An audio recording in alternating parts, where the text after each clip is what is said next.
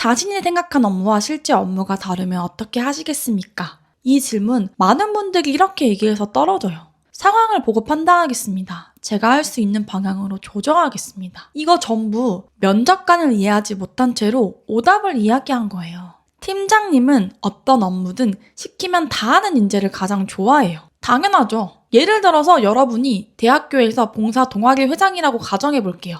총무팀 인력이 부족한 상황에서 홍보팀 팀장에게 총무 업무를 부탁해요.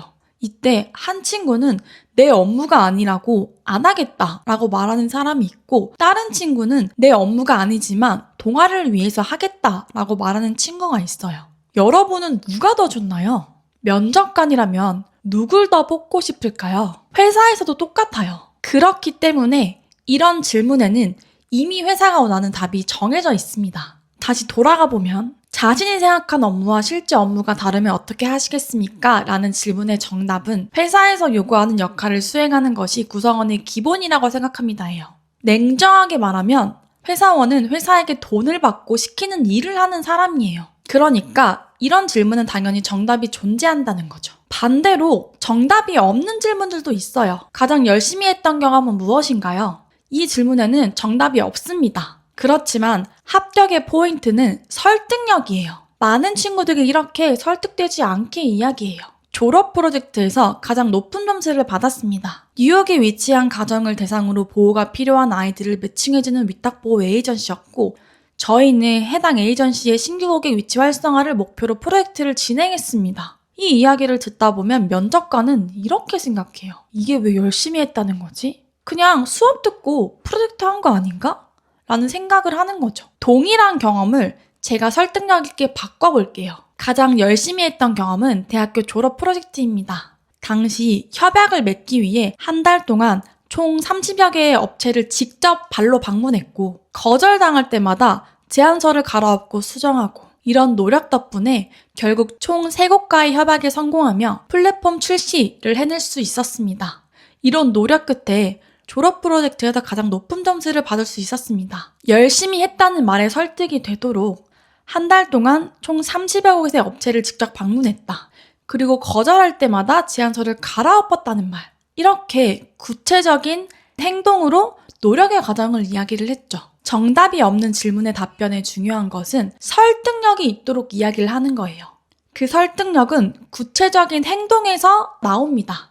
그러니 여러분도 여러분들의 경험을 정리를 할 때 설득력을 높일 수 있도록 구체적인 행동을 이야기해보세요. 자, 이렇게 정답 유무에 따라서 답변을 어떻게 하는지에 대해서 이야기를 했는데요. 그럼 실제로 면접 준비는 어떻게 해야 될까요? 이때 가장 많이 실수하는 게 순서를 틀린다는 거예요. 많은 분들이 답변을 먼저 만들어요.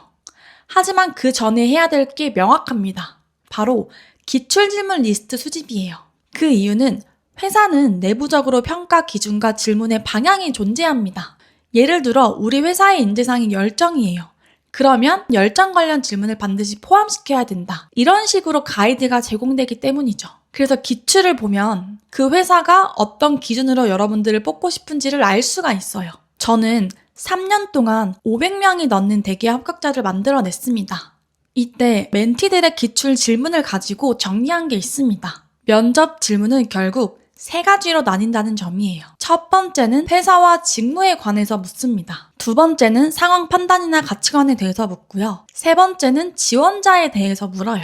이 3가지를 전부 준비해야 어떤 질문을 받아도 제대로 답변할 수가 있습니다. 하나라도 빠지면 합격과 멀어지는 거죠. 오늘 내용을 정리하면 다음과 같아요. 첫 번째, 면접 질문은 정답 유무로 나뉩니다. 두 번째, 정답이 있는 질문은 면접관을 고려해서 답변을 해야 되고요. 세 번째, 정답이 없는 질문은 설득력으로 차별화를 가져가야 돼요. 그리고 마지막으로 네 번째는 준비는 반드시 기출을 기반으로 해야 됩니다. 이 기준 없이 준비하면 면접에서 떨어질 확률이 높아요. 제가 3년 동안 500명이 넘게 대기업을 합격시켰다고 말씀드렸잖아요. 그 합격 데이터를 기반으로 기출 질문과 답변 가이드를 정리한 면접 강의를 VOD로 제공하고 있습니다. 면접에서 계속 탈락하고 있는 분들, 답변을 준비했는데 확신이 없는 분들, 이 강의 하나로 무슨 질문이 나와도 합격할 수 있는 기준을 잡을 수 있습니다. 고정 댓글에서 신청할 수 있으니까 이번 면접에서 결과를 바꾸고 싶다면 지금 바로 확인해보세요.